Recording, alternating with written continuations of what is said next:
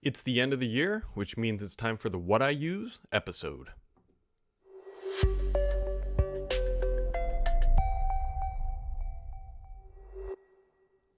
Happy Friday, friends. It is somehow the end of 2024, which means there's really nothing going on. So I always save the last episode of the year for the What I Use, like how has things evolved, and then stick around. You'll get the first ever world premiere of the new studio setup and lower your expectations and then lower them a little further for once you see the image of how this studio comes together. And if you don't like seeing how the sausage is made, you might want to turn away because it's less glamorous than you might think for building a podcast studio or a video studio in your mechanical room in your house. Anyways, so end of the year.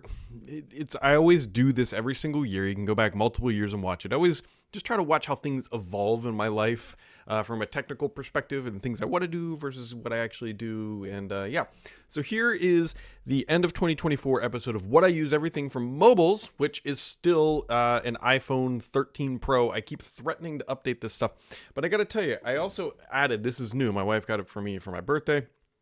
Which is an M2 powered iPad Air, the latest generation that has Apple Intelligence and all that stuff on it. And this thing is great. It's so great, in fact, that it has cured my ails of missing out on some of the things on the newer iPhones, specifically the Apple AI stuff. It's not great. It's not great. And so to go spend another $1,000 dues to upgrade my phone to get Apple Intelligence stuff, it's not worth it. It is not worth it. The things that are attractive about it are primarily USB-C and the buttons, like the physical buttons for the camera, which, hey, Lumia's had that for years, and that still hurts to say. And the other button that you can map to action items and all that stuff, and the battery life. But as you can see, I've held off upgrading. We'll see if I make it to whatever. But when it comes to like more productivity related stuff, so my upstairs desk, this has not changed too much over the past year. I mean, it's still the same monitors. It's still the same key lights, still the same Elgato microphones and 4K face cam. There is the Stream Deck, the one with the dials. I can't remember, is it just called Dial Stream Deck or whatever? Then there's also a weather widget thing on the desktop, like physical desk, I should say, that is from Ambient Weather. I've had that for a couple years as well. If you're a weather nerd, super recommend. They have a ton of different options and different displays. Mine's several years old at this point, but it's Ambient Weather. Like you put a literal weather mast outside your house, and then it tells you local weather stuff. And so if that is your cup of tea, highly recommend that. Mouse is still MX Master. I think that's a 3S, and Xbox Series S, obviously there on the desk. And my desktop down below, which nothing has really changed there. Although I want to upgrade so many things, but there's a primary problem called money and logic at the end of the day. Because my desktop PC does everything I want. It's still an i9 7900X, not an AMD, but an Intel 7900X. That's how old it is. But it still does literally everything I want. It's 2070 Ti. I think I'm at 32 gigs of RAM, DDR4, of course. And so nothing super outrageous, but I don't play games on the PC. And so it does everything I need. It does literally everything I need. And so to go spend, I don't know, $2,000-$3,000 to upgrade it to something better, I don't know what I get for my money. And so I just haven't done it yet. Really what I want to do one day is build a small form factor PC that sits on the desk. But maybe for another day, but definitely not right now. Now, on the software side here, which I'll zoom in, this is my current desktop. I'm a very clean and organized person. I'm saying I'm very clean and organized until you see the studio that I'm recording this in. But this is my primary desktop that I work from every day for work at Stardock.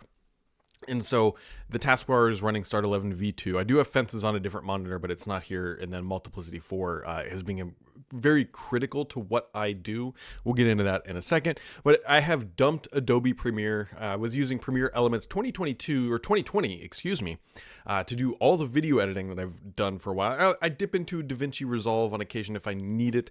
But I got really annoyed with Adobe because even though I bought the software, bought a lifetime license, still have the access to the key, you cannot find the download anywhere. Adobe intentionally scrubs it.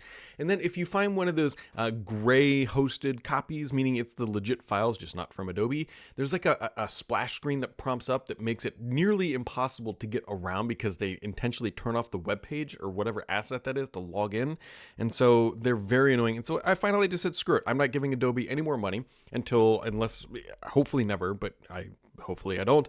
And so I've migrated over to Clipchamp, which is that purple icon next to my downloads folder, which is pinned to my taskbar, which is a Start 11 V2 feature. But anyways, Clipchamp is very good. However, there's a couple things to know. And one thing that gets real annoying about it is because it's all online, it struggles with bigger files, mostly because it's got to upload all that stuff and then process all that stuff. And so if you're patient, it's wonderful. But if you're trying to do some like quick hacks, like you've got a video file and you've got 5 minutes to get it, like it's not the tool for that. So it's good enough that I'm not going to dump it, especially since it's included with all the things that I pay for from Microsoft. And so, yeah, I'm still sticking with Edge browser. The Alt tabs with Edge keeps me hooked. I desperately need Chrome and other browsers to implement that, where you can Alt tab between open browser sessions. That is very critical for my workflow and how I work professionally and for just everything else that I do. I'm still using Notion, which is the icon next to 1Password. I cannot get away from Notion. I've tried to move to Loops. There's nothing wrong with OneNote. For people who love OneNote, absolutely, congratulations, continue to stick with it. My problem is that the strategy around OneNote has been so bumpy and all over the place. And use this app, use that app. Like Notion is just a constant, and it has worked out well for me. So I'm a big fan of Notion. Spotify for music, of course, Photos app. Things not on the taskbar. Gosh, I keep forgetting the name of the app now. It's the photo ones that I use, and it's not Adobe. It's the Adobe alternative. Now I gotta freaking Google it because my brain is not working. And where is my... This is brilliant. I can't even get the Edge to open on this thing. Stop!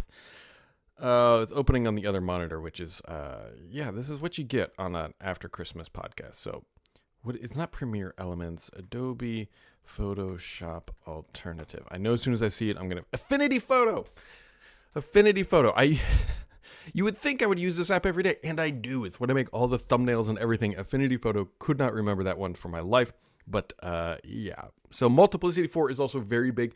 So Multiplicity 4 allows you to do a lot of things, and which you will see here in a second. So I have this laptop right here, and then there's a whole different desktop PC over here, and Multiplicity has a bunch of different features. One of them allows you to use a single mouse like this to go between all your PCs. So when I'm sitting here, I can control all the computers in this room with a single mouse and keyboard. And then when I'm upstairs, I can use what's called KVM mode, which is, think of it like remote desktop, but only for your LAN. And so then what I can do is then I can access all of these machines from upstairs and manipulate them, which is very important for the podcast, for how I function with that. So headphones, Sony XM4s continue to be world class. I love these headphones. I don't travel with them, but for like upstairs sitting and editing, they are very, very good. When I'm traveling, AirPod Pros too. And so things I would really like to upgrade. So I said the PC, these monitors for good reasons are still 60 hertz monitors. They're 4K 60 hertz. They're Dell. They have served me exceptionally well. I have no real issues with them, except that they're 60 hertz. And so I want to update them to like 140 or whatever, but 4K. And I found some good deals or whatever. But one of the challenges is the problem at the end of the day is my career is built around building Windows apps that people use, millions of people use. Most of those people I would hedge are in 60 hertz displays, not high refresh. I do have high refresh display on the Surface laptop studio that I use for when I travel for work, but I want to be on a device that the majority of our customers are using, so that if things are apparent on my device, they're going to be very apparent out in the real world. And so if I only have high refresh displays, then that's not representative of our customer base. And so that becomes challenging, trying to triage and just make sure we're being representative of our user base at the end of the day.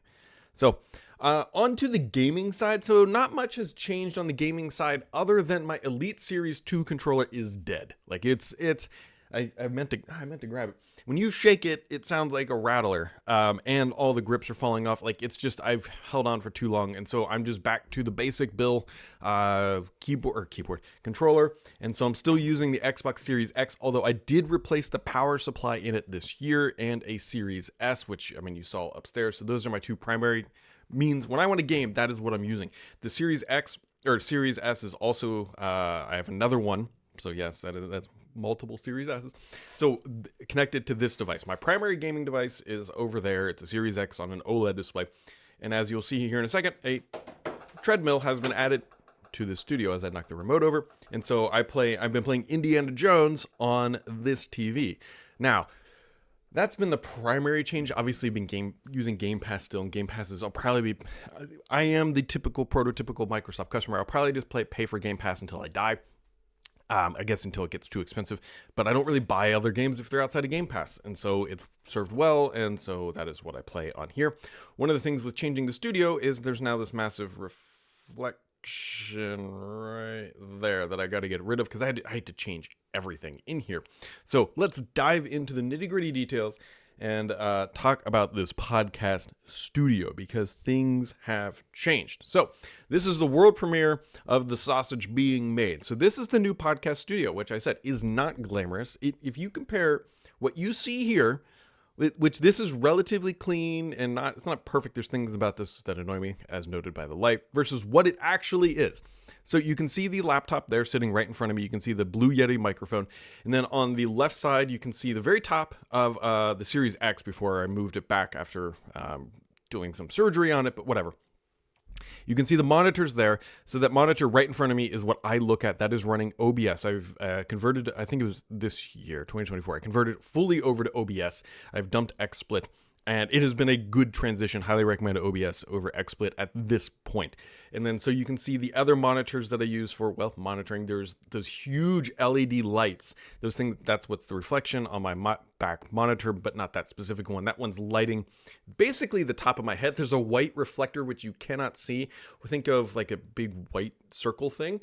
It's a diffuser right above my head. So that light on the side is bouncing light off to make sure the top of my cranium has some light. See how there's light up here? That's where that's coming from. There's not everything else. So that is the basics of the studio. There's a Logitech C920, which I will probably upgrade this year, but it has served me well. Nobody complains about picture quality. It taps right into this stuff. It just works. So I'm a little hesitant, but yeah, like it's looking like an upside down ET at the end of the day. And then underneath that light is a very messy, what I call like the server cabinet at the end of the day. So that's got my networking switch, an Arrow router sits on top.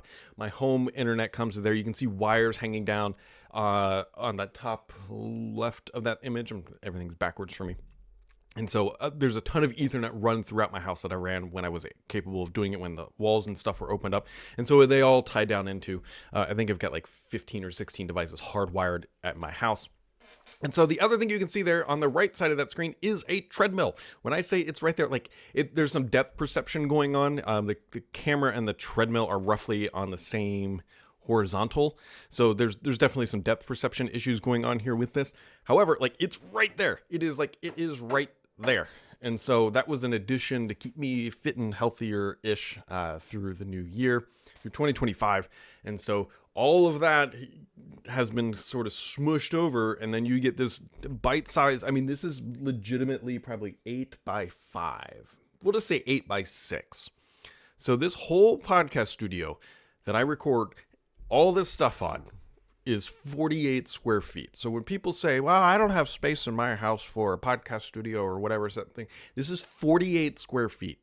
So just keep that in mind. You don't need a lot. You do need a very loving and caring spouse who will let you hang these panels up on the wall. As you can see, they're just floating there. They are tacked up with screws. Basically, I built a wood structure behind all of this. So there's some cabling that runs down behind it, which is why you don't see anything behind there. It's just 2x4s tacked into the concrete blocks with Tapcons, and then the boards are screwed. The paneling is screwed into that, and the TV is mounted on those wood boards as well. And that is it. That is the unsavory view of how this all comes together, and then it's all wired up. And so I have I'm very anal retentive about streamlining everything. So what happens is these images I load from upstairs. So you're wondering hey, Brad, you can see here, these are the show notes. This is the exact show notes that I'm using. You can't see all of them here, but you can see these show notes are how I organize things in Notion. And so I do use different colors to differentiate different things. So I can't always read them specifically. Like if I'm reading the show notes like this, it's a bad video. So I try to look up here, but I can see them out of the bottom of my eye, and I'll know roughly based on the color where I am at within the script of what I am trying to accomplish. Now, the colors here don't necessarily mean anything, because this is a non-typical podcast. But however, like if it's Windows news, it's blue. If it's Xbox news, it's green. If it's a negative thing, I'll typically shade it red. So it can be, you can actually have like subcolored categories within Notion, which I obviously didn't show here, which is great job me. But that way I know that the topic is negative, so I can change my inflection, be like, I can't believe that Xbox is doing this sort of mentality. And so that keeps the voice fluctuations and connotations of how I personify things in line with hopefully what the messaging is that I'm trying to land with the particular segment. And so there's a lot that goes on here. People, I get weird feedback like, man, you're so animated on video. Like, I am an animated person. Like, I am an animated person. And so my daughter notices this, and my wife does, like, you're animated. Like, that's just who I am. I'm a very optimistic, I can find sunshine in the back of a cave sort of person. And especially when I get passionate talking about things I like Xbox and Windows and covering and seeing what Microsoft is doing. So anyways, this is the sausage. This is maybe, I don't know, the cheese that's going on your sausage, like, and then this is the final casserole dish, you know, I'm here in the Midwest, at the end of the day, that brings it all together to create this podcast. Now, what I was starting to get into with how Multiplicity really plays into this, so OBS runs on this device, it runs on that monitor that's closest to you, right? The monitor that's at the end of the desk that you can see Windows is on, those two are the same monitor. So when I do a podcast with Paul or any other guest, they're run full screen on that device, and then I screen cap and bring it over to the other one. That doesn't really matter.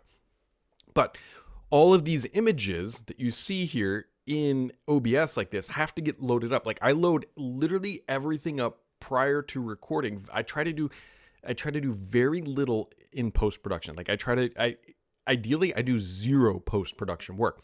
So what I do is I take these screenshots upstairs. I have a folder called transfer, and all of these assets, these are from different videos or whatever, are all wired up. So I just drop them in. So this is image A1, this is image A2, and you can see these A's on this here. You'll see like A1 in the top of the yellow. There's an A2 in the middle of the yellow. So when I see A2, I know to hit the A2 button, and it'll bring up the content relevant content in front of me. So I can load all these images upstairs, and then what I do is I then KVM in, which, or think remote desktop, but again on your LAN with Multiplicity, into this box downstairs.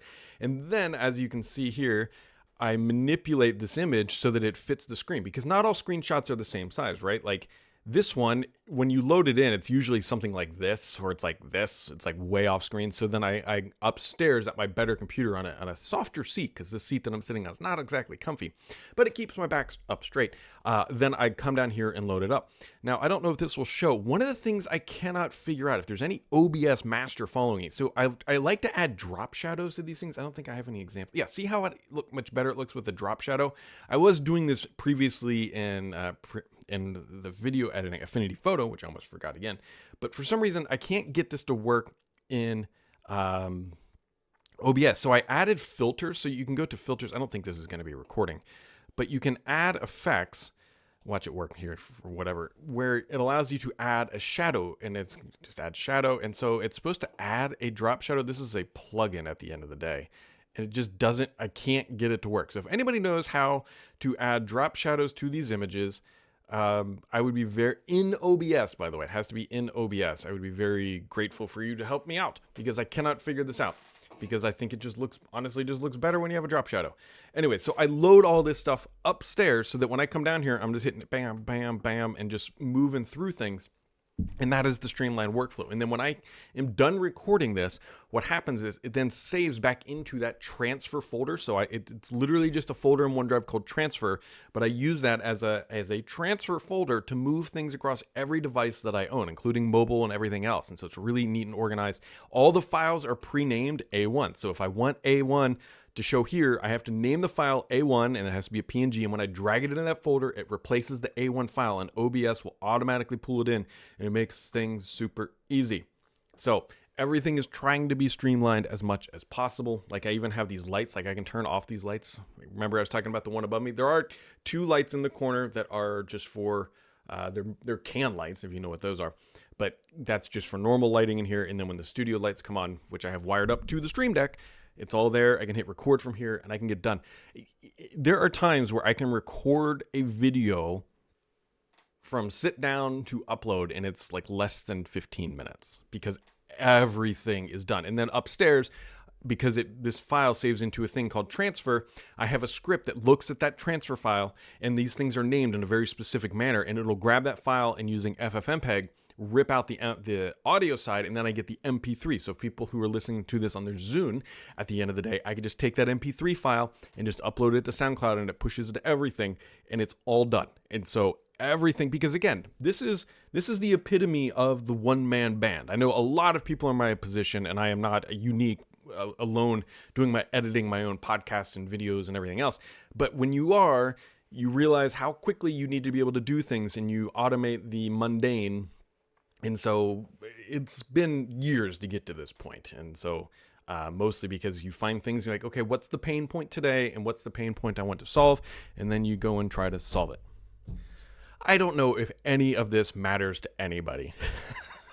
If there was a mantra for this podcast, it started many years ago, and it could be just summed up of, I don't know if this matters to anyone or anything, but I enjoy sitting here and talking to myself and then editing myself and publishing myself and hearing my own voice and whatever sort of psychological issue that may be, and doing this on Fridays. And so that's how I do it. That is how I do it. That is how you could do it. There's no, I always try to encourage people that it's not my saying, but in a year from now, you'll wish you had started today sort of mentality. That's a very true statement. So if you've ever wanted to start something, start it today, and it'll take you a while. God, if you want to see how this has evolved, open up my YouTube channel, go all the way back to when this thing was called Redmond Report before I got threatened to be sued for that name. And you will see me sitting in a different corner of my basement with none of this, just none of this. And it is cinder block walls, me, and a very similar mic. The mic might be, it's not the same mic because I had to replace it because the other one wasn't as good, and it was an XLR, and I've gone over to USB. But it's rough. It's rough. But you know what? You got to start. So there you go. Get started on something, and in a year from now, you'll be better at it. So that's it, guys. 2024 has come to an end. Early January, I've got a bunch of prediction ideas and videos and things for coming to kick off January and whatever else. But it's been a good 2024. I genuinely hope you guys have had a good 2024. The world is a cruel mistress upon all of us, and you got to find your moments of enjoyment out of it, and you got to do your best to keep your head above water, because if you slip up, it becomes rough. And so 2024 was good. I hope that 2025 treats all of us better. I hope that Microsoft makes our lives easier and not more frustrating. I think we can make a couple predictions now that Copilot will evolve even more than like the 3 times it already has, as I look at it sitting here on this taskbar, and not notably on my taskbar upstairs, because we have desktop GPT at startup, which to me is just easier to use. And when I need like the full thing, I just go to chatgpt.com and live my life, one LLM at a time. Blah. There you go. That might be an audio peak, and I apologize for that, but whatever. 2024 is over. We'll catch all of you right back here in 2025.